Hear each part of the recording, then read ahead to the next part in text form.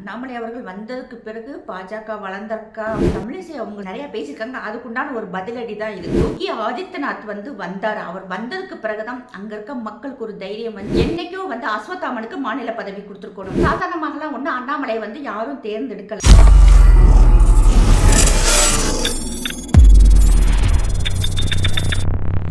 வந்தே மாதரம். மக்கள் அனைவருக்கும் வணக்கம். அதாவது பாஜக தமிழ்நாட்டில் வளரவே கூடாதுன்னு சொல்லிட்டு நிறைய பேர் இன்னைக்கு கங்கணம் கட்டிக்கிட்டு இருக்காங்க. அண்ணாமலை அவர்கள் வெளியேறிட்டாங்க, அவர் வழி அவர் பார்த்துக்கிட்டு இருக்காரு. ஆனால் இன்னைக்கு பாஜகவில் இருக்கும் மூத்த தலைவர்கள் கூட அவங்களாகவே வெளியே அவரை விமர்சனம் பண்ணுறதை நிப்பாட்டவே மாட்டேங்கிறாங்க. நேற்று பார்த்தோம்னா தமிழிசை சவுந்தரராஜன் அவர்கள் ஒரு பேட்டி கொடுத்துருக்காங்க. அந்த பேட்டியில் அண்ணாமலை அவர்களுடைய நான் பேரை கூட சொல்ல மாட்டேன் அப்படின்னு சொல்லிட்டு, அதாவது ஒரு பிடிவாதமாக, ஒரு வன்மமாக, ஒரு கோபம், ஒரு ஆதங்கம், ஆத்திரம், அந்த அளவுக்கு அவங்க பேசியிருக்காங்க. இதில் குறிப்பாக பார்த்தோம்னா, எங்களுக்கு கொடுக்கல அண்ணாமலை அவர்களுக்கு நாங்கள் இவ்வளோ வசதிகள் செஞ்சு கொடுத்தோம், இருந்தாலும் இவர் கட்சியை ஜெயிச்சு கொடுக்கல அப்படிங்கிற மாதிரி ஒரு குற்றச்சாட்டை ஒன்று வைக்கிறாங்க. இவங்க கிட்டத்தட்ட 28 வருஷமாக பாஜக கட்சியில் இருக்கிறாங்க. 28 வருஷத்தில் வருஷத்துக்கு 1% மாதிரி வச்சிருந்தாலும் இன்னைக்கு 28% வாக்குகள் கண்டிப்பாக இருந்திருக்கணும். இவங்க மட்டும் இல்லை, இதற்கு முன்னாடி இருந்த தலைவர்களுமே கட்சியை கண்டிப்பாக வளர்த்திருக்கணும். இந்துடா படத்திற்கு உதவ QR கோடை பயன்படுத்திடுங்க. 2 ஜிபே நம்பர் இருக்கு, ஃபோன்பே நம்பரும் அதுதான். தாராளமாக அது மூலமாக நீங்கள் அனுப்பலாம். ஏதாவது உங்களுக்கு சிரமம் இருந்தால் அதுக்கு நீங்கள் கால் பண்ணி கேட்டுக்கலாம். இதுவரைக்கும் நீங்கள் இந்துடா படத்தை பார்க்கலன்னா அந்த லிங்கை கிளிக் பண்ணி தாராளமாக நீங்கள் பார்க்கணும், மற்றவங்களுக்கும் பகிரணும்னு நான் கேட்டுக்கிறேன். நன்றி, வணக்கம். ஒரு தனி பெண்ணாக அவங்களை எவ்வளவோ பாடி ஷேமிங் பண்ணியிருக்காங்க. அவங்கள எந்த அளவுக்கு கீழே இறக்கி கீழ்த்தரமாக கமெண்ட் போடும்போது கூட தமிழிசை அவர்கள் ஒரு தைரியமாக இந்த தமிழ்நாட்டில் தாமரை மலர்ந்தே தீரும் அப்படின்னு சொல்லிட்டு ஸ்ட்ராங்காக பேசுனாங்க. அவங்க மேலே இந்த மதிப்பு மரியாதை எல்லாமே வர வர கொஞ்சம் நாளாக எல்லாருமே வெறுக்கிற அளவுக்கு இருக்கு. அதுவும் நேற்று எடுத்த பேட்டியை பார்த்ததுக்கு பிறகு அப்பாடா, அண்ணாமலை அவர்கள் வெளியே வந்ததுல 1% கூட தப்பே இல்லைங்கிற மாதிரி கொண்டு வந்துட்டாங்க தமிழிசை அவர்கள். இப்போ அண்ணாமலை அவர்கள் வந்ததுக்கு பிறகு பாஜக வளர்ந்தருக்கா அப்படின்னு சொல்லி எல்லா நெறியாளர்களும் கேட்குறாங்க இல்லையா? ஆமாம், வளர்ந்துருக்கு. இது சாதாரணமாக எல்லாருக்குமே தெரியும். எதிர்கட்சியில் இருக்கிறவங்க கூட பாஜக பேய் மாதிரி வளர்ந்துருக்கு அப்படின்னு சொல்லிட்டு திமுகவினுடைய அமைச்சர் துரைமுருகன் அவர்களே சொல்லியிருக்காங்க. எங்கே பார்த்தாலும் பாஜக கொடிகள் இருக்கு, இப்பவும் இருக்கு. ஆனால் இடையில அண்ணாமலை அவர்களை மாநில தலைவர் பதவியிலிருந்து இறக்குனதுக்கு பிறகு அவங்களுடைய ஆதரவாளர்கள் மனசு உடைஞ்சு போனது உண்மை. எடப்பாடி அவர்கள் அண்ணாமலை அவர்கள் மாநில தலைவர் பதவியில் இருக்கக்கூடாது, அப்போ தான் நான் கூட்டணி வைப்பேன்னு சொன்ன பிறகுதான் அவர் மாநில தலைவராக இருந்து கீழே இறக்கப்பட்டாங்க. அதுக்கு பிறகு மக்கள்கிட்ட ஒரு வேதனை வந்துருச்சு. ஐயோ, பாஜக தமிழ்நாட்டை வளர்ந்துராதா அப்படின்னு நினச்சிக்கிட்டு இருந்த இடத்துல வளர்ந்துக்கிட்டு இருக்கு, கூடி சீக்கிரம் பாஜக இங்கே ஆட்சி அமைச்சிரும் அப்படின்னு நினச்சிக்கிட்டு இருந்த இடத்துல அவங்கள மாநில தலைவர் பதவியிலேருந்து இறக்கிட்டு எந்த ஒரு பதவியுமே கொடுக்கல அப்படிங்கவுமே எல்லாருக்குமே மனசு விட்டுட்டாங்க. அதுதான் உண்மை. இப்போ தமிழிசை அவங்க நிறைய பேசியிருக்காங்க. அதுக்குண்டான ஒரு பதிலடி தான் இது. நாங்கள் கிட்டத்தட்ட 21 மாநிலங்களில் நாங்கள் ஆட்சி செய்கிறோம், நீ 2 எம்பிக்கள் தான் இருந்தாங்க, இன்னைக்கு பாராளுமன்றம் முழுவதும் எம்பிக்களாக இருக்கிறாங்க அப்படின்னு சொல்றீங்க இல்லையா? அதுக்காக அந்தந்த மாநிலத்தில் இருந்த பாஜக தலைவர்கள் உழைச்சாங்க, எதிர்கட்சிகளை எதிர்த்து பேசினாங்க. எதிர்கட்சிகளை எதிர்த்து பேசினா மட்டும்தான், ஒரு மாநில கட்சியை எதிர்த்து பேசினா மட்டும்தான் தேசிய கட்சி வளரும். எதிர்கட்சியாக நீங்க செயல்பட்டால் மட்டும்தான் இங்க ஒரு வளர்ச்சி கொடுக்க முடியும். அந்த வளர்ச்சி நீங்க எத்தனை தலைவர்கள் செஞ்சீங்க? எப்ப பாரு திமுக அதிமுகவோட ஒரு க்ளோஸ் ரிலேஷன்ஷிப் வச்சுக்கிறது, பப்ளிக்காவே அண்ணன் நொன்னேங்கிறது, கொஞ்சம் கொலாபரேட், இது யாருக்குமே சுத்தமாகவே பிடிக்கல. ஓப்பனாக சொல்கிறேன், யாருக்குமே பிடிக்கல. அதுக்காக அரசியல் கட்சிகள் மற்ற கட்சிகளோட பேச்சுவார்த்தையில் கண்டிப்பாக இருப்பாங்க, ஒரு நல்ல ரிலேஷன்ஷிப் இருக்கும். அதெல்லாம் நீங்கள் ஆஃப் த கேமரா தான் வச்சுக்கணும், திரைக்கு பின்னால் தான் நீங்கள்லாம் பேசிக்கணும், போக்குவரத்தில் இருக்கணும். ஜெயலலிதா அம்மா கூட மற்ற கட்சிக்காரங்க இருந்தாலுமே திரை மறைவில் தான் அவங்கள்ட்ட பேச்சுவார்த்தை வச்சுருந்தாங்க, திருமணத்துக்கு போக வர வச்சுருந்தாங்க. ஆனால் நீங்கள் ஓப்பனாகவே கேமரா முன்னாடியே அண்ணேன்னு கூப்பிடுறது, அவங்களால தான் நான் இந்த நிலைமையில நிற்கிறேன்னு சொல்றதால இதை யாருமே ரசிக்கவே இல்லை. நேற்று கூட செல்வப்பெருந்தைய அவங்களுடைய மகளுடைய திருமணத்தில் நயனார் நாகேந்திரா அவர்களும் எல் முருகன் அவர்கள் போய் பல்ல கட்டிக்கிட்டு நிற்கிறாங்க. இதை விட ரொம்ப மோசமான விஷயம், விஜய் அவர்கள் ஜெயிச்சதுக்கு பிறகு எதிர்கட்சியாக இருக்கக்கூடிய திமுகவை சேர்ந்த யாரும் பதவியேற்பு விழாவுக்கு போகல. அதே மாதிரி அதிமுகவை சேர்ந்த யாருமே பதவியேற்பு விழாவுக்கு போகலை, மற்ற எதிர்கட்சிகள் யாருமே போகல. ஆனால் நீங்கள் போய் உட்காந்துருந்தீங்க. இது எந்த அளவுக்கு சரி? இது யாருக்குமே பிடிக்கல. என்ன இவங்க பாட்டு போய் நின்றுருக்காங்க. அப்போ தோல்வி நீங்கள் மட்டும் இல்லை, ஒரே ஒரு சீட்டு மட்டும்தான் வாங்கியிருக்காங்க. மற்ற அத்தனை பேருமே தோற்றுருக்காங்க. கூட்டணி கட்சிகள் படுதோல்வி அடைஞ்சிருக்கு. அந்த வருத்தம் கூட உங்களுக்கு இல்லையா? அப்போ வந்து அதாவது இன்னைக்கு வந்து தேர்தலில் தோற்றுருக்கோம், அதை வந்து ஒரு அசிங்கமாவோ ஒரு அவமானமாவோ ஏன் நீங்கள் நினைக்கணும். அந்த வருத்தம், அந்த கோபம், வேதனை மனசில் இருந்தால் மட்டும்தான் அடுத்து நம்ம என்ன மாதிரி செயல்பட முடியும், செயல்பட்டு எப்படி இங்கே கட்சியை வளர்க்க முடியும்னு மனசில் ஒரு எண்ணம் வரணும். அதை பற்றி துளி கூட சிந்திக்கவே இல்லாமல் நீங்கள் பாட்டு போய் விஜய் அவர்கள் பதவியேற்பு விழாவில் உட்காந்துருக்கிறீங்க. அழைப்பு வந்தாலுமே வந்து நீங்க நிராகரிச்சிருக்கணும். ஆனா அதை நீங்க செய்யவே இல்லை. இதை வந்து மக்கள் சுத்தமா ரசிக்கவே இல்லை. 28 வருஷமா கட்சியில இருக்கீங்க. எத்தனை பேரை வந்து நீங்க கட்சியில சேர்த்திருக்கீங்க? எத்தனை பேர் வந்து உங்களுக்காக வந்து நீங்க ஓட்டு போட்டிருக்காங்க அப்படின்னு சொல்லி இங்க பார்க்கணும். அண்ணாமலை அவர்கள் வந்து 5 வருஷம் தான் ஆகுது. 5 வருஷத்துல இத்தனை லட்சம் பேர் அதாவது கிட்டத்தட்ட பல லட்சம் இளைஞர்கள் வந்து அண்ணாமலை அவர்களுக்காக பாஜகவில் சேர்ந்தது உண்மை. முதல்லலாம் பார்த்தோம்னா இப்ப நீங்க சொன்ன மாதிரி ரமேஷ் அவர்கள் கிட்டத்தட்ட 117 பேரோ 137 பேரோ இந்த இயக்கத்திற்காக வந்து உயிரை கொடுத்துருக்காங்க. தொண்டர்கள் மட்டும்தான் உயிரை கொடுத்து ரத்தம் சிந்திருக்காங்க. தலைவர்கள் யாருமே வந்து ரத்தம் சிந்தலை. ஆனால் அப்படியாப்பட்ட தொண்டர்களுக்காக, அந்த தொண்டர்கள் குடும்பத்துக்காக நீங்கள் என்ன செஞ்சுருக்கீங்க? ஆனால் வந்து அவங்க செத்தாலும் பரவாயில்லை. அப்போ நீங்களாம் ஒரு தலைவராக இருக்கும்போது எத்தனை பேர் செத்தாலுமே வந்து அதற்குண்டான என்ன நடவடிக்கைகள் நீங்கள் எடுத்திருக்கீங்க? எதிர்த்து ஒரு குரல் வேண்டாம் கொடுத்துருப்பீங்களே தவிர அவங்க குடும்பத்தை அரவணைச்சு போய் அவங்க குடும்பத்தையுமே வந்து பாஜகவில் சேர்த்து அவங்களுக்கு என்ன நீங்கள் அங்கீகாரம் கொடுத்தீங்க? அண்ணாமலை அவர்கள் இருக்கும்போது பாஜக தொண்டன் மேலே ஒரு ஆள் கை வச்சு அவர் வந்து சீறி எழுவார், கத்துவார், என் தொண்டை மேலே கையை வச்சோன்னு வச்சுக்கன்னு சொல்லிட்டு அவர் வந்து அவருடைய எதிர்ப்புக்காகவே வந்து பயந்தாங்க. ஆனால் இன்னைக்கும் அதாவது பாஜகவுக்காக போஸ்ட் போட்டவங்க எத்தனை பேர் ஜெயிலில் இருக்காங்க தெரியுமா? அவங்கள வெளியே எடுத்துக்க நீங்கள் ஏதாவது இது வரைக்கும் செஞ்சுருக்கீங்களா? இன்னைக்கு வந்து நீங்கள் நம்பிக்கை கொடுக்கணும். இந்த கட்சியில் இருந்தால் நம்மளுடைய உயிருக்கும் உடைமைக்கும் எந்த ஒரு பாதிப்பும் வராது அப்படின்னு சொல்லிட்டு ஒரு தலைவன் வந்து தொண்டனுக்கு ஒரு தைரியம் கொடுத்தா மட்டும்தான் கட்சியில் வந்து ஆட்கள் சேருவாங்க. அந்த நம்பிக்கையை அண்ணாமலை அவர்கள் கொடுத்தாங்க. பரவாயில்லை, இவர் வந்து நமக்காக, நம்முடைய மதத்துக்காக, நம்மளுடைய உயிருக்கு வந்து எந்த ஒரு பாதிப்பும் வராதுன்னு நினைச்ச இளைஞர்கள், தொண்டர்கள் நிறைய பேர் வந்து பாஜகவில் சேர்ந்திருக்காங்க. இதே மாதிரி 28 வருஷம் நீங்களும் இளகணேசன், பொன் ராதாகிருஷ்ணன் ஆகட்டும், சிபிஆர் ஆகட்டும், இத்தனை பேர் இருந்தீங்களே, எத்தனை தடவை நீங்கள் எதிர்க்கட்சியை எதிர்த்து பேசியிருக்கீங்க? எத்தனை தடவை வந்து அவங்க கூட நீங்கள் சண்டை போட்டிருக்கீங்க? எத்தனை தடவை மக்களுக்காக நீங்கள் தெருவில் இறங்கி உட்காந்துருக்கீங்க? இப்போ சொல்கிறீங்க நீங்கள் சுவேந்து அதிகாரி மம்தா பானர்ஜியை வீழ்த்தி நாங்கள் அங்கே ஆட்சியை பிடிச்சிருக்கோம் அப்படின்னு சொல்கிறீங்க இல்லையா? சுவேந்து அதிகாரி மம்தா பானர்ஜி வலது கையாக இருந்தவரை தூக்கி கொண்டு வந்து இங்கே உட்கார வச்சிருக்கீங்க. மம்தா பானர்ஜியினுடைய அத்தனை ஊழல்கள், அந்த அம்மாவை பற்றி இன்ச்சு பை இன்ச்சா தெரிஞ்சவர் தான் சுவேந்து அதிகாரி. அதுவும் ஒரே வருஷத்தில் ஒன்று அங்கே ஆட்சி பிடிக்கல, 15 வருஷம் ஆச்சு. முதல் தடவை 3 சீட்டு வாங்கினீங்க. அதுக்கப்புறம் பார்த்தோம்னா அதுக்கப்புறம் பார்த்தோம்னா 77. அதுக்கு பிறகு இந்த வருஷம் தான் 207 சீட்டு. அதுக்காக சுவேந்து அதிகாரி வந்து சும்மா ஒன்றும் உட்காரல. மம்தா பானர்ஜி தூங்கவே விட மாட்டார். டெய்லி ஒரு போராட்டம், டெய்லி ஒரு பிரச்சனை, டெய்லி ஒரு கலவரம் பண்ணி அந்த மாவை கிறுக்கு பிடிக்க வச்சு 4 பக்கமும் அவர் எந்திரிச்சாருன்னா அவர் பின்னாடி லட்சம் பேர் நிற்கிற மாதிரி. இன்னைக்கு அண்ணாமலை அவர்கள் எந்திரிச்சு அவர் வர்றாருன்னு சொன்னா 1000 பேர் கூடுறாங்களே, அதே மாதிரி இந்துடா படத்திற்கு உதவ QR கோடை பயன்படுத்திடுங்க. 2 ஜிபே நம்பர் இருக்கு, போன்பே நம்பரும் அதுதான். தாராளமாக அது மூலமாக நீங்க அனுப்பலாம். ஏதாவது உங்களுக்கு சிரமம் இருந்தால் அதுக்கு நீங்க கால் பண்ணி கேட்டுக்கலாம். இதுவரைக்கும் நீங்க இந்துடா படத்தை பார்க்கலன்னா அந்த லிங்கை கிளிக் பண்ணி தாராளமாக நீங்க பார்க்கணும், மற்றவங்களுக்கும் பகிரணும்னு நான் கேட்டுக்கிறேன். நன்றி, வணக்கம். இன்னைக்கு நீ ராமநவமி கொண்டாடக்கூடாதுன்னு சொல்றேன். நாங்க 1 வாரம் கொண்டாடுவோம். நீ ஒன்னால என்ன முடியுமே செய்யும். கிருஷ்ண ஜெயந்தி கொண்டாடக்கூடாதா? நாங்க 10 நாள் கொண்டாடுவோம்.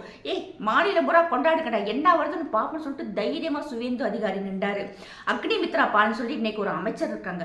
அவங்க எல்லாம் தெருவில் உட்காந்துரும். அந்த மானா ஏதாவது ஒரு பிரச்சனைனா வா வா வந்து பாருடா அப்படின்னு சொல்லிட்டு தைரியமாக பேசுவாங்க. எதிர்கட்சியை வந்து அவங்க கிறுக்க பிடிக்க வச்சுச்சு அந்தம்மா. அது மாதிரி ஏதாவது அண்ணாமலை அவர்கள் வருகைக்கு முன்னாடி எத்தனை பாஜக காரங்க எதிர்கட்சி எதிர்த்து தெருவில் உட்காந்தீங்க? எத்தனை மாவட்டத்தில் போராட்டம் நடந்துச்சு? எத்தனை மீடியா அதை கவர் பண்ணுச்சு? இது இன்னொன்று வந்து நான் ஏற்றுக்கிறவே மாட்டேன். அதாவது மிகப்பெரிய ஆளுமைகளான ஜெயலலிதாவும் கருணாநிதியும் இருந்ததுனால எங்களால் வளர முடியலன்னு சொல்லிட்டு இந்த சால்சாப்பெல்லாம் சொல்லவே சொல்லாதீங்க. வட மாநிலத்தில் உத்தரப்பிரதேசத்தை மட்டும் நீங்கள் எக்ஸாம்பிளாக எடுத்துக்கிட்டோன்னா, உத்தரப்பிரதேசத்தில் அத்தனை ரவுடிகள், மாஃபியா, கேங்ஸ்டர்ஸு, ரேபிஸ்ட்டு, தீவிரவாதிகள் முதல் கொண்டு பணம் அச்சடிக்கும் மிகப்பெரிய பயங்கரவாத கும்பல் கூட இருக்கும் உத்தரப்பிரதேசில். அத்தனையும் காலி பண்ணி யோகி ஆதித்யநாத் வந்து வந்தார். அவர் வந்ததுக்கு பிறகுதான் அங்கே இருக்க மக்களுக்கு ஒரு தைரியம் வந்துச்சு. இல்லை, இவர் வந்து நமக்கான தலைவர், நம்மளை பாதுகாக்கக்கூடிய தலைவர் அப்படின்னு சொல்லி மனசுல வந்ததுக்கு பிறகுதான் அகிலேஷ் முலாயம் சிங் யாதவ் அவ்வளோ பெரிய ஆளுமை, மாயாவதி அவ்வளோ பெரிய ஆளுமை, அவங்க 2 பேரையும் யோகி ஆதித்யநாத்ங்கிற ஒரு இளைஞர் வந்து தூக்கி அடிச்சுட்டு அங்கே வந்து நான் வந்து உங்களுக்காக இருக்கேன்னு சொல்லிட்டு மக்களுக்கு தைரியம் கொடுத்ததுனால தான் மக்கள் அவருக்கு வந்து ஓட்டு போட்டாங்க. நமக்காக ஒருத்தன் குரல் கொடுக்க வந்திருக்கான், நமக்காக ஒருத்தர் எதிர்த்து பேச இருக்கான், நம்மளுடைய பிராக்சியா ஒருத்தர் இருக்காருன்ட்டு தான் அத்தனை பேருமே வந்து யோகி ஆதித்யநாத் அவர்களுக்கு வந்து ஓட்டு போட்டாங்க. அவர் வந்து இன்னைக்கு சிஎம்மாக உட்காந்துருக்கிறார். அது மாதிரி எத்தனை பேர் என்னுடைய தொண்டை மேலே கையை வச்சா உடனே நான் திருப்பி அடிப்பேன்னு எத்தனை தலைவர்கள் நீங்கள் பேசியிருக்கீங்க. அந்த தைரியத்தை நீங்கள் கொடுத்தீங்களா? முதல்ல பாஜகன்னு சொல்லவே வந்து பயப்படுவாங்க, எங்க நம்மளே ஏதாவது பண்ணிடுவாங்களோ அப்படின்னு. நீங்கள் சொன்ன மாதிரி வேட்பாளர்களாக இருந்த ஆட்கள், கட்சிக்காக வேலை செஞ்சக்கூடிய ஆட்கள் எல்லாம் வந்து படுகொலை செய்யப்பட்டிருக்காங்க. அந்த சமயத்தில் நீங்கள் தொண்டர்களுக்கு தைரியம் கொடுக்கல. ஆனால் அண்ணாமலை வந்ததுக்கு பிறகு நமக்கு வந்து ஒருத்தர் தைரியம் கொடுக்க இருக்காரு, இவர் இருந்தால் நமக்கு ஒரு பாதுகாப்பாக இருக்கும்னு நினச்சிட்டு தான் இத்தனை லட்சம் பேர் இணைஞ்சிருக்காங்க. 2026 பாராளுமன்ற எலெக்ஷனில் மொத்தம் 14 லட்சம் ஓட்டுகள் தான் பாஜக வாங்கியிருக்குன்னு சொல்கிறாங்க. இன்னைக்கு வீத லீடர் இயக்கத்தில் கிட்டத்தட்ட 18 லட்சத்தை கிராஸ் பண்ணிருச்சு. அப்போவே அவர் ஜெயிச்சிட்டார்ல, அவர் லூசர் இல்லை. யார் லூசர்? நீங்கள் தான் லூசர். கிட்டத்தட்ட 7 எலெக்ஷனில் நின்றுமே நீங்கள் தோற்றுருக்கீங்க. அந்த ஓட்டு பர்சன்டேஜ் எல்லாம் பார்த்தா 4, 5 அவ்வளோதான், அதுக்கு மேலே இல்லவே இல்லை. அண்ணாமலை அவர்களுக்கு வந்து நாங்கள் தனி ஹெலிகாப்டர் கொடுத்தோம் அப்படின்னு சொல்கிறீங்க. எதுக்கு கொடுத்தீங்க? அவர் டிசம்பர் 2025 நான் கட்சி விட்டு வெளியே போகிறேன்னு சொன்ன பிறகும் தம்பி நீ போகாத, நீ இருந்து வந்து உனக்கு எல்லா வசதியும் நாங்கள் செஞ்சு தர்றோம், நீ வந்து பிரச்சாரத்துக்கு போன்னு சொல்லி பாஜக மேலிடம் சொல்லிட்டு பாஜக மேலிடம் கெஞ்சிருக்கு. அதனால தான் வந்து அண்ணாமலை அவர்கள் பறந்து 100 தொகுதிகளுக்கு போய் பிரச்சாரம் பண்ணியிருக்காரு. நைனா நாகேந்திரனோ நீங்களோ மற்ற தலைவர்களோ ஒன்றும் ஆனந்தன் ஐயாசாமிக்கு எத்தனை பேர் போய் பிரச்சாரம் பண்ணியிருக்கீங்க? மற்ற தொகுதிகளுக்கு யார் போயிருக்கா? அண்ணாமலை அவர்கள் மட்டும்தான் போய் மற்றவங்களுக்காக பிரச்சாரம் பண்ணாரு. பிரச்சாரம் பண்ண போயாவது இவ்வளோ பர்சன்டேஜ் வந்திருக்கு, இவ்வளோ ஓட்டுகள் 14 லட்சம் ஓட்டுகள் வந்திருக்கு. இல்லாட்டினா இது கூட வந்திருக்காதுன்னு தான் நான் நினைக்கிறேன். எதுக்காக அவ்வளோ வசதி செஞ்சு கொடுத்துருக்கீங்க? இவருக்குன்னு சொல்லி ஒரு ஃபேஸ் வேல்யூ இருக்குது. இந்த ஃபேஸ் வேல்யூவை வச்சு கண்டிப்பாக நம்மளால் ஆட்சியை பிடிக்க முடியும்னு நினச்சி அதிமுகவை சார்ந்த தலைவர்களே வந்து தம்பி எனக்காக நீங்கள் ஒரு தடவை வாங்கன்னு சொல்லிட்டு கூப்பிடலையா? அண்ணாமலை அவர்கள் அதிமுகவுக்காக போய் பிரச்சாரம் பண்ணினார். எடப்பாடி ஐயா வந்து சிஎம்மாக வரணும், அண்ணனுக்காக நம்ம ஓட்டு போடணும்ட்டு அத்தனை பேர் கூட கோரிக்கை வைக்க போய் தான் நிறைய தேசியவாதிகள் கூட பிடிக்காம இருந்தாலும் என்டிஏ கூட்டணிக்கு வந்து ஓட்டு போட்டாங்க. அண்ணாமலை அவர்களால் கட்சி வளரலை, இவரை தண்டத்துக்கு உட்காந்துருந்தோம்னு சொல்லியிருந்தா பாஜக தலைமையகம் எதுக்கு வந்து இப்பயே நீங்க போகாதீங்க, எலெக்ஷன் முடிஞ்சு போங்கன்னு ஏன் சொல்ல போறாங்க? அவருக்குன்னு ஒரு ஃபேஸ் வேல்யூ இருக்கு, அவருக்குன்னு ஒரு ஓட் பேங்கை உருவாக்கி வச்சிருக்காரு. அவர் வந்து தொண்டர்கள் சொன்னா தொண்டர்கள் கேட்பாங்கிறதுனால தான் மேல அதாவது பாஜக மேலிடம் வந்து விடாம அவரை பிடிச்சு வச்சிருந்துச்சு. இன்னொன்னு சொல்றீங்க, பாஜகவுக்குன்னு சொல்லி ஒரு புரோட்டோகால் இருக்கு. 10 வருஷம் வந்து பாஜகவோட குப்பை கொட்டினதுக்கு பிறகுதான் மாநில தலைவர் பதவியை கொடுப்போம் அப்படின்னு சொல்லியிருக்கீங்க. அப்படி பார்த்தா என்னைக்கும் வந்து அஸ்வத்தாமனுக்கு மாநில பதவி கொடுத்துருக்கணும், ராமசீனிவாசன் சாருக்கு மாநில பதவி கொடுத்துருக்கணும், எஸ்ஜி சூர்யாவுக்கு கொடுத்துருக்கணும், வினோஜ் பி செல்வம்க்கு கொடுத்துருக்கணும். அஸ்வத்தாமன்லாம் நல்ல தலைவர் தானே, ஏன் அவருக்கெல்லாம் இன்னும் கொடுக்கல? ராமசீனிவாசன் சாருக்கெல்லாம் ஏன் இன்னும் கொடுக்கல? அப்போ அவங்களுமே வந்து இன்னொரு 10-20 வருஷம் சாகிற வரைக்கும் கட்சியிலே இருக்கணும். மெதுவாக பார்த்தா இப்போ மாநில தலைவர் பதவி கொடுத்துருக்கீங்க. சாதாரணமாகலாம் ஒன்றும் அண்ணாமலை வந்து யாரும் தேர்ந்தெடுக்கலை. நல்ல அதாவது ஒரே நாளில் இவர் 2 எக்ஸாம் எழுதி பாஸ் பண்ண அன்னைக்கே வந்து யாரா இவன்னு சொல்லிட்டு ஆர்எஸ்எஸ் கண்டுபிடிக்க ஆரம்பிச்சிருச்சு. அன்னையிலேருந்தே இவர் பின்னாடி ஃபாலோ பண்ணி இவர் வந்து கண்டெடுக்கப்பட்ட ஒரு தங்கம் தான் அண்ணாமலை அவர்கள். ஆனா நீங்க சொல்ற மாதிரி அப்படி பார்த்தா இப்ப நைனா நாகேந்திரன் எத்தனை வருஷமா பாஜகவில் இருக்கார், அவருக்கு மட்டும் வந்தோடனே ஏன் வந்து இவ்வளவு பெரிய பதவியை கொடுத்துருக்கீங்க? அடுத்து ஒரு 2 வருஷத்துலேயே பார்த்தோம்னா பாஜகவின் மாநில தலைவர். அப்ப அவர்களும் அந்த புரோட்டோகால் ஒத்து வராதா? அப்ப இன்னைக்கு இருக்கக்கூடிய இளைஞர்கள் பார்த்தோம்னா வினோஜ் பி செல்வம், எஸ்ஜி சூர்யா, இவர் அஸ்வத்தாமன், கார்த்திக் கோபிநாத், அமர் பிரசாத் ரெட்டி, இவங்கெல்லாம் வந்து இன்னும் பல வருஷங்கள் காத்து கிடக்கணும் அந்த தலைவர் பதவிக்கு வரணும். இன்னும் பல வருஷம் இருக்கணும் எலெக்ஷன்ல நின்று அவங்கெல்லாம் போட்டி போட்டு ஜெயிக்கிறதுக்கு. தமிழ்நாட்டில் அதாவது தேசிய தலைமை வந்து அறிவிக்காம ஒன்று இருந்துச்சு. அது என்ன தெரியுமா? தமிழ்நாட்டில் மட்டும் பாஜக கிளை இல்லை அப்படின்னு சொல்லிட்டு மட்டும்தான் அனௌன்ஸ் பண்ணாமல் இருந்துச்சு. அந்த அளவில் தான் வந்து இங்கே பாஜகவினுடைய செயல்பாடுகள் இருந்தது. அண்ணாமலை வந்ததுக்கு பிறகுதான் மக்களுக்கு ஒரு தைரியம் வந்து அவங்களாக தானாக வந்து இயக்கத்தில் பாஜகவில் சேர்ந்து வேலை பார்க்க ஆரம்பிச்சாங்க, ஓட்டும் போட்டாங்க. அண்ணாமலை அவர்கள் இன்னைக்கு நான் கட்சியில் இல்லை வெளியே வர்றேன்னு சொன்னது நம்மளை விட அதிகமாக வருத்தப்பட்டது வடநாட்டு யூடியூபர்ஸ், வடநாட்டு மீடியாக்கள் வந்து அவ்வளோ பேசுனாங்க. நம்ம கூட சொல்லலை, அவங்க வடநாட்டு யூடியூபர்ஸ் சொல்றாங்க. அண்ணாமலை அவர்கள் ஆரம்பத்திலே சொன்னார்ல, நம்ம வந்து தனியா நிற்போம், கொஞ்சம் கொஞ்சமா ஓட்டு பர்சன்டேஜ் கூட்டினா நம்ம வந்து ஆட்சியை பிடிச்சிடலாம், நம்ம ஏடிஎம்கே கூட கூட்டணி வேண்டாம் அப்படின்ட்டு அண்ணாமலை அவர்கள் ஆரம்பத்திலே சொன்னார்ல, அதை ஏன் உங்க கேட்கல அப்படின்னு சொல்லிட்டு வடநாட்டு மீடியாக்கள் பேசுது, வடநாட்டு யூடியூபர்ஸ் பேசுறாங்க. எல்லாருமே சொன்னாங்க, இல்லை இங்க வந்து ஆட்சியை வந்து பாஜக ஆட்சியை பிடிக்க வாய்ப்பே இல்லை, இங்க வளரவே வளராது, இங்க இல்லைன்னு சொல்லிக்கிட்டு இருந்த இடத்துல எல்லா மீடியாவுமே ஃபோக்கஸ் பண்ணாங்க. எல்லாருமே வந்து பாஜக இருக்குன்னு சொல்லிட்டு உணர ஆரம்பிச்சாங்க. தேசியவாதிகள் எல்லாத்துக்குமே வந்து பரவாயில்ல, நம்ம சாகிறதுக்குள்ளேயாவது இங்கே ஒரு பாஜக ஆட்சி வந்துடும், இங்கே ஒரு நல்ல ஆட்சி அமைஞ்சிடும், அதை பார்த்துட்டு சாகலான்னு சொல்லிட்டு எத்தனையோ தேசியவாதிகள் வந்து வெயிட் பண்ணிக்கிட்டு இருந்தாங்க. அவங்களுக்கு எல்லாத்துக்குமே வந்து ஒரு வடிகாலாக வந்தவர் தான் அண்ணாமலை அவர்கள். ஆனால் இங்கே நீங்கள் எல்லாம் இருந்துக்கிட்டு உள்ளே வந்து இவ்வளோ குடைச்சல் கொடுத்துக்கிட்டே இருந்தீங்கன்னா எப்படி ஒரு மனுஷனால வளர முடியும்? எனக்கெல்லாம் உண்மையிலே வருத்தம் இருந்துச்சு, ஏன் அண்ணாமலை பாஜக விட்டு வெளியே வந்தாருன்ட்டு. உண்மையிலே நேற்று இந்த பேட்டியை பார்த்ததுக்கப்புறம் அப்பாடா வெளியே வந்தது ரொம்ப நல்ல விஷயம். ஏன்னா எதிரில் இருந்த எதிரியை அடிச்சிடலாம், பக்கத்திலே இவ்வளோ கோபத்தோடையும் வன்மத்தோடையும் இருக்கும்போது, ஒரு துரோகியாக ஒருத்தவங்க இருக்கும்போது எத்தனை பேரை சமாளிக்க முடியும்? ஒரு ஆள் இருந்தால் சமாளிச்சிடலாம், இத்தனை கூட இருக்கவங்க இத்தனை பேருமே வந்து வேற மாதிரி எண்ணத்தை இருக்கும்போது எப்படி கட்சியை வளர்க்க முடியும்? அதாவது இவர் வந்து யாருக்கும் வந்து ஜால்ரா தட்டலுங்கிறது நல்லா தெரியுது, யாரை வந்து சோப்பு போட்டு கழுவலுங்கிறது மட்டும் நல்லா தெரியுது. நேர்மையாக ஒரு மனுஷன் இருந்தால் அது யாருக்கும் பிடிக்க மாட்டேங்குது. ஏன்னா நம்மளாம் அப்படி வளர்ந்துட்டோம், நம்மளை வந்து புகழ்ந்தா மட்டும்தான் நமக்கு பிடிக்குது. ஒருத்தர் வந்து நம்மளை வேலை வாங்கினா நமக்கு பிடிக்க மாட்டேங்குது. என்னடா நேற்று வரைக்கும் நம்ம இஷ்டத்துக்கு இருந்தோம், இன்னைக்கு யாரோ வந்து நம்மளை கமெண்ட் பண்ணுறான்னு சொல்லும்போது அந்த கடுப்பில் இனி நம்ம என்னன்னா பேச முடியுமோ எல்லா வன்மத்தையும் ஒரே தான் கொட்டியாச்சு. அண்ணாமலை அவர்கள் வந்து 10 வருஷம் ஆகல, வெறும் 5 வருஷம் தான் ஆகுது. அந்த 5 வருஷத்துலேயும் வந்து இவ்வளோ ஒரு எழுச்சியை கொண்டு வந்திருக்கிறது எல்லாமே வந்து கண்டிப்பாக அவருடைய ஃபேஸ் வேல்யூ, அவருடைய வாய் மட்டும்தான். ஏன்னா அவர் சொல்கிற ஒவ்வொரு விஷயமே வந்து இந்த ஆளை பெத்தாங்களா செஞ்சாங்களா அப்படிங்கிற மாதிரி தான் எல்லாருமே பேசுவாங்க. அந்த அளவுக்கு தான் இருக்கு. 5 வருஷத்துக்குள்ளே வந்து நீ கட்சியை ஆட்சி எப்படின்னா எப்படி பிடிக்க முடியும்? ஒரே ஆள் எல்லாமே செய்ய முடியாது, ஒரு அண்ணாமலையால் கண்டிப்பாக முடியாது. அண்ணாமலை மாதிரி பல அண்ணாமலைகள் வரணும், வந்து எல்லாருமே எதிர்த்து பேசணும், எதிர்த்து ஆட்சி செய்யணும், எதிர்த்து கேள்வி கேட்கணும். இங்கே யாருமே கேள்வியே கேட்கலையே. 5 வருஷத்துக்கு முன்னாடியெல்லாம் பாஜக இருந்துச்சுன்னா யாருக்குமே தெரியாது. நானும் நமக்கெல்லாம் அவ்வளோதான். இங்கே வந்து எப்பயும் 2 திராவிட கூட்டத்துக்கு முன்னாடி நம்ம ஓட்டு போட்டு இவங்களுக்கு தான் நம்ம ஜெயிக்க வச்சு நம்ம வந்து நமக்கு இவங்க தான் தலைவர்ங்கிற ஒரு மனநிலையில மக்கள் எல்லாருமே செட் பண்ணியிருந்தாங்க. அதை ஃபுல்லா மாத்தி இவர் உடைச்சிருக்காரு. அண்ணாமலை அவர்களுக்கு மட்டுமா அமித்ஷாவும் மோடிக்கும் 14 தடவை வந்து பிரச்சாரம் பண்ணாரு. உங்களுக்கு 2019 உங்களுக்கு தானே அமித்ஷா வந்தாரு, மோடி வந்தாரு, உங்களுக்காக பிரச்சாரம் பண்ணாங்க. தூத்துக்குடியில நீங்க நிற்கும் போது இவங்கெல்லாம் வந்து உங்களுக்கு பிரச்சாரம் பண்ணாங்க. அப்ப கூட நீங்க ஜெயிக்கல, அப்ப கனிமொழி அவங்க தான் ஜெயிச்சாங்க. கட்சி ஆபீஸ்குள்ளேயே உட்காந்துட்டா கட்சியில வளராது மேடம், வெளியே வரணும், வெளியே வந்து மக்களா தொண்டனா நின்று பேசுறா மட்டும்தான் கட்சி வளரும். அண்ணாமலை அவர்கள் பாஜகவுக்கு வர்றதுக்கு முன்னாடி பாரத பிரதமரை எவ்வளவு கேவலமா பேசுறாங்க, கொலகாரம்பாங்க. அதாவது ரொம்ப மட்டமாக பேசுவாங்க, மட்டமாக கார்ட்டூன் எல்லாம் போட்டிருக்காங்க. அப்போலாம் நீங்கள் எத்தனை பேர் வந்து போராடி இருக்கீங்க. அண்ணாமலை வந்ததுக்கப்புறம் ஏதாவது பாரத பிரதமரை பற்றி ஒரு வார்த்தை தவறாக பேசினா கொந்தளிச்சிருவார். சோஷியல் மீடியாவில் முதல்ல இவ்வளோ அக்கௌண்ட்டே இல்லை தெரியுமா பாஜகவுக்கு. இன்னைக்கு பார்த்தோன்னா எத்தனை பாஜகனுடைய பேரை வச்சு எத்தனை சோஷியல் மீடியா அக்கௌண்ட்ஸ் இருக்குது. இதுக்கு முன்னாடி இவ்வளோலாம் இருந்ததே இல்லை. ஒரு சில தேசியவாதிகள் மட்டும்தான் சோஷியல் மீடியாவில் சண்டை போட்டுக்கிட்டு இருப்பாங்க, அவங்களுக்கு சப்போர்ட் பண்ணக்கூட ஆள் இருக்காது. ஆனால் இன்னைக்கு ஒருத்தர் பதிவு போட்டு அதுக்கு கீழே யாராவது ஒரு எகென்ஸ்டா சொல்லிட்டா 100 பேர் பாஞ்சிடுறாங்க. எப்பரா நீ என் தலைவனை பேசலாம், எப்பரா எங்கள் பாரத பிரதமரை பேசலாம், போடா பாகிஸ்தானுக்கு போ, பங்களாதேஷ்க்கு போ, நீ எல்லாம் யாருன்னு சொல்லிட்டு, அதாவது ஒருத்தர் போட்டு பதிவுக்கு எதிர்ப்பதிவுக்கு 1,00,000 பேர் இன்னைக்கு சண்டை பிடிக்கிற அளவுக்கு வந்திருக்காங்க. அந்த அளவுக்கு இன்னைக்கு தேசியத்தை இங்கே கொண்டு வந்து நிறுத்தியிருக்காங்க. பாரத பிரதமர் எவ்வளவு திட்டங்களை கொண்டு வந்திருக்காங்க. அத்தனை திட்டங்களையுமே வந்து அவங்க ஸ்டிக்கர் ஒட்டிக்கிட்டு இருந்தாங்க ஆளுங்கட்சியாக இருக்கும்போது.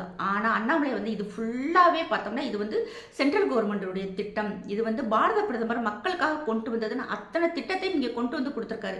அதே மாதிரி நீங்கள் ஏதாவது செஞ்சுருக்கீங்களா? இன்னைக்கு உத்தரப்பிரதேசத்தில் சென்ட்ரல் கவர்மெண்ட் ஒரு திட்டம் கொண்டு வந்தால் அதுக்கு அவங்க வந்து மக்கள்கிட்ட கொண்டு போய் சேர்க்கறதுக்கு தனியாகவே வந்து ஒரு ப்ரோக்ராம் பண்ணுறாங்க. அதுக்கு ஒரு மேலா நடத்தி மக்கள்கிட்ட கொண்டு போய் சேர்க்குறாங்க. இது மாநில அரசின் திட்டம், இது மத்திய அரசின் திட்டம் சொல்லிட்டு மக்கள்கிட்ட கொண்டு போய் சேர்க்குறாங்க. அது மாதிரி ஏதாவது நீங்கள் பண்ணுறீங்களா? எலெக்ஷனில் வந்து வர்ற காசுகளை அவங்கவுங்க வச்சுக்கிறாங்கன்னு சொல்கிற குற்றச்சாட்டு இருக்குது.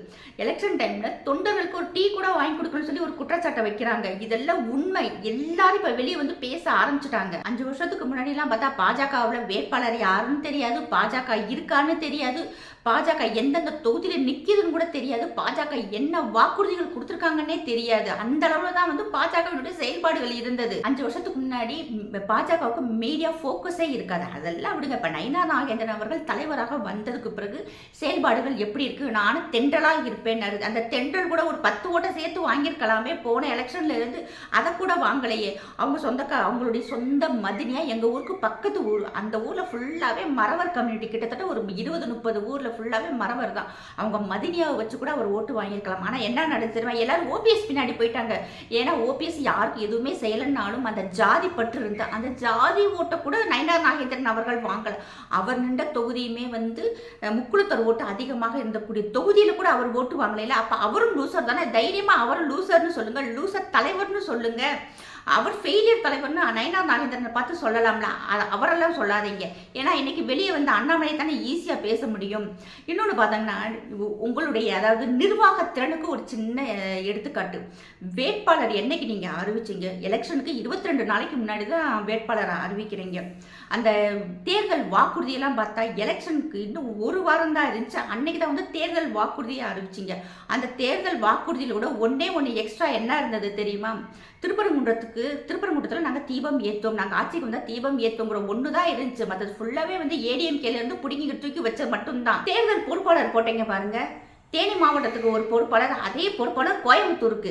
அப்போ பக்கத்து தொகுதிகளில் பக்கத்து மாவட்டத்தில் இருந்தால் தான் தேர்தல் பொறுப்பாளர்கள் போய் வேலை பார்க்க முடியும். ஆனால் நீங்கள் தெற்க ஒன்று, வடக்க ஒன்று, கிழக்க ஒன்று, மேற்க ஒன்று, ஒரு ஆளை 4 பக்கம் சுத்த வச்சா அந்த தேர்தல் பொறுப்பாளர்கள் எப்படி போய் வேட்பாளர்கள் வந்து அவங்களுக்கு தைரியம் கொடுப்பாங்க, வேலை பார்ப்பாங்க? அவங்களுக்கே வந்து ஒரு எரிச்சல் வந்துடாதான்? இதெல்லாம் வந்து நீங்கள் நிர்வாக திறமையில இருக்கிறீங்க. இனிமேல் நெறியாளர் யாராவது கூப்பிட்டு பாஜக அண்ணாமலையால வளர்ந்துச்சான்னு தயவுசெய்து அந்த கேள்வியே கேட்காதீங்க. அவங்களுக்கு பயங்கர தர்ம சங்கடமாக இருக்கு. அதனால வந்து இப்ப அக்கா சொன்ன மாதிரி தாமரையில தண்ணியை ஊத்திட்டாங்க. அடுத்து யாராவது வந்து உரம் போட்டு தாமரை தமிழ்நாட்டில் மலர்ந்துரும். அதனால வந்து யாருமே தயவு செய்து நெறியாளர் வந்து பாஜக காரங்களை கூப்பிட்டு இந்த கேள்வி தயவு செய்து கேட்காதீங்க. இன்னொன்று, அண்ணாமலை அவர்கள் லூசர்னு சொன்னீங்க இல்லையா? 2026 பாஜக வாங்கின ஓட்டு 14 லட்சம். வீதல் லீடர்ஸ் ஃபவுண்டேஷன்ல இன்னைக்கு மக்கள் இணைஞ்சிருக்கிற எண்ணிக்கை 18 லட்சத்தை தாண்டிடுச்சு. அப்ப யாரு லூசர், யாரு ஃபெயிலியர்னு அக்கா அவங்களே முடிவு பண்ணட்டும். ஜெய்ஹிந்த், ஜெய் பாரத். இந்துடா படத்திற்கு உதவ QR கோடை பயன்படுத்திடுங்க. 2 ஜிபே நம்பர் இருக்குது, ஃபோன்பே நம்பரும் அதுதான். தாராளமாக அது மூலமாக நீங்கள் அனுப்பலாம். ஏதாவது உங்களுக்கு சிரமம் இருந்தால் அதுக்கு நீங்கள் கால் பண்ணி கேட்டுக்கலாம். இது வரைக்கும் நீங்கள் இந்துடா படத்தை பார்க்கலன்னா அந்த லிங்கை கிளிக் பண்ணி தாராளமாக நீங்கள் பார்க்கணும், மற்றவங்களுக்கும் பகிரணும்னு நான் கேட்டுக்கிறேன். நன்றி, வணக்கம்.